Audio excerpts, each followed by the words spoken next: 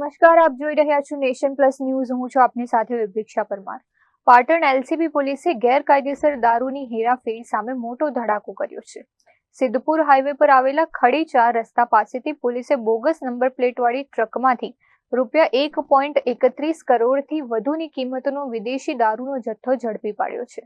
પાટણ એલસીબીની ટીમે સિદ્ધપુર હાઈવે પર ખડી 4 રસ્તા નજીકની શંકાસ્પદ ટ્રકને રોકીને તપાસ હાથ ધરી હતી. તપાસ દરમિયાન ટ્રકમાંથી વિદેશી દારૂની 842 પેટીઓ એટલે કે કુલ 15,486 સીલબંધ બોટલો મળી આવી હતી, જેની કિંમત ₹1.31 લાખથી પણ વધુ થવા જાય છે. પોલીસે રાજસ્થાનના અચલારામ સિયાગ નામના ટ્રક ચાલકની અટકાયત કરી છે. ટ્રકની કેબિનની તલાશી લેતા 2 અસલ આરટીઓ નંબર પ્લેટ મળી આવી હતી. ચાલકે ટ્રક પર લગાવેલી નંબર પ્લેટ બોગસ હોવાની કબૂલાત કરી છે. પ્રાથમિક પૂછપરછમાં સાંચોરના મહેશ બિશ્નોઈએ દારૂ ભરેલી આ ટ્રક સોંપી હોવાનો ખુલાસો થયો છે. અત્રે ઉલ્લેખનીય છે કે પોલીસે દારૂ, ટ્રક અને મોબાઈલ સહિત કુલ ₹1.46 કરોડથી વધુનો મુદ્દામાલ જપ્ત કર્યો છે.